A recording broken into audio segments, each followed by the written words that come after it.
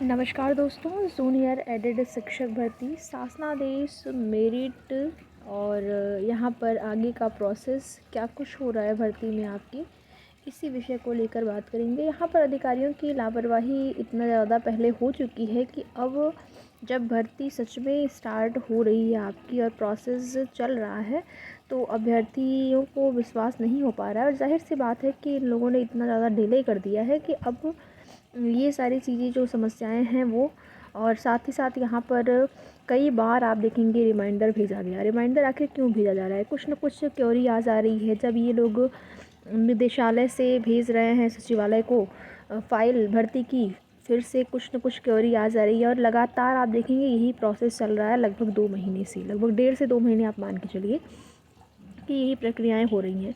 पुनः से रिमाइंडर भेजा गया 2 या 3 दिन पहले, और अब देखना ये होता है कि रिमाइंडर भेजने के बाद अभी कितना टाइम ये लोग और लेते हैं, क्योंकि 28 तारीख को माननीय न्यायालय में जो है लोगों को जवाब लगाना है और पूरी संभावना बन रही है कि 28 तारीख से पहले पहले इस भर्ती का जो शासनादेश है वो देखने को मिल जाए। और इसी क्रम में लगातार प्रयास भी किया जा रहा है अभ्यर्थियों के द्वारा। जो भी इस भर्ती से संबंधित अभ्यर्थी हैं वो शिक्षा निदेशालय और सचिवालय जाकर अधिकारियों से मुलाकात भी कर रहे हैं। चूँकि आपकी भर्ती से संबंधित यहाँ पर अधिकारियों की बदलाव होने से जैसे बदल गए हैं तो फिर उसको भी समझने में थोड़ा सा उनको टाइम लग रहा है। तो ये सारी चीज़ें हैं, इसकी वजह से यहाँ पर थोड़ा सा 4 से 5 दिन विलम्ब हो सकता है। लेकिन अभी भी 28 तारीख से पहले पहले की पूरी संभावना है कि आपकी भर्ती में शेड्यूल और शासनादेश आपका जारी हो जाए। शेड्यूल मीन्स किस तरीके से भर्ती प्रक्रिया आगे होनी है, आवेदन किस तरीके से लिए जाएंगे, 90-97 पास सभी से लिए जाएंगे या फिर यहाँ पर 1.5-2 गुना या फिर 3 गुना अभ्यर्थियों को बुलाया जाएगा। देखिए, दोनों की संभावना है, या तो 90-97 पास सभी से आवेदन लिए जाएं या फिर 2-2.5 गुना अभ्यर्थियों को बुला लिया जाए, कट ऑफ में उनका डीवी कराया जाए, फिर फाइनल मेरिट लिस्ट जारी हो। ये दोनों तरीके जो हैं वो अपनाया जा सकता है। अब देखना ये होता है दोनों में से क्या चीज़ें हो पाती हैं। वैसे संभावना दोनों की ही है, 50-50% की सी संभावना है।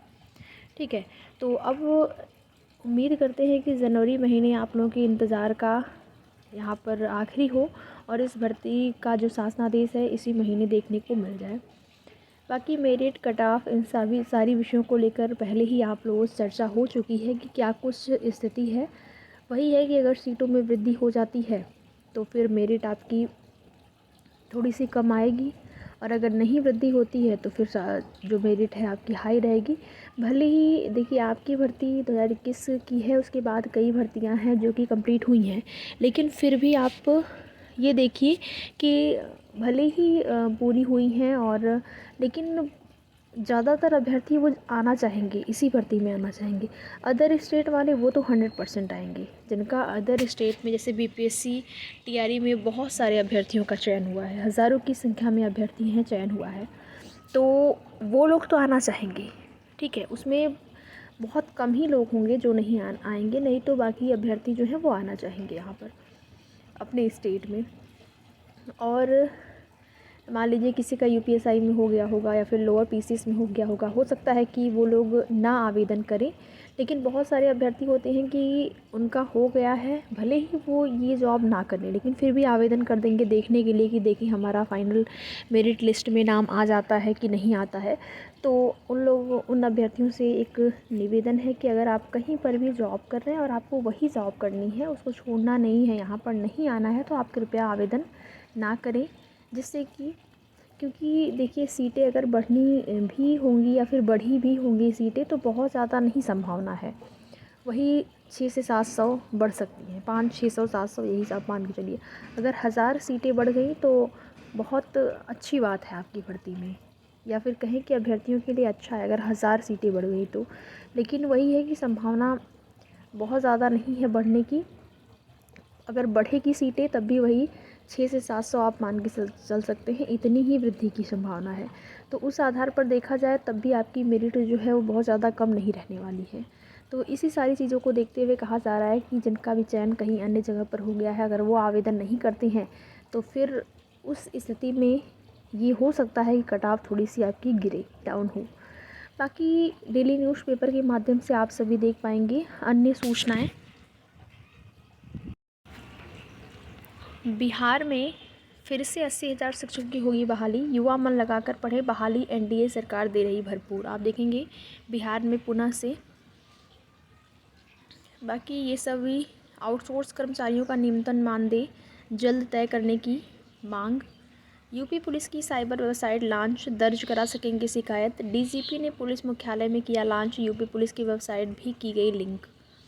केंद्र की संख्या से परीक्षाओं का प्रारूप और कैलेंडर तय होगा। प्रारंभिक परीक्षाएं एक दिन में कराने के लिए यूपीपीएससी तलाश रहा केंद्र, और जैसे ही यूपीपीएससी को केंद्र मिल जाएंगे उसके बाद यूपीपीएससी से आयोजित होने वाली सबसे बड़ी परीक्षा आपकी जो आरओ एआरओ की परीक्षा है उसकी डेट, और साथ ही साथ तमाम परीक्षाएं जो भी यूपीपीएससी की परीक्षाएं लगी हुई हैं सभी परीक्षाएं जो है वो निर्धारित उनका डेट जो है कंफर्म हो पाएगा। पहले केंद्रों की व्यवस्थाएं की जा रही हैं, जैसे ही केंद्र का निर्धारण हो जाता है उसके बाद एग्ज़ाम कैलेंडर जारी हो जाएगा और उसमें सारी परीक्षाएँ आपकी रहेंगी, कौन सी परीक्षाएँ कब कराई जानी है। बाकी आगे की जो भी सूचना होगी उसके लिए जुड़े रहें हमारे साथ। वीडियो में लास्ट तक बने रहने के लिए आप सभी का बहुत बहुत धन्यवाद।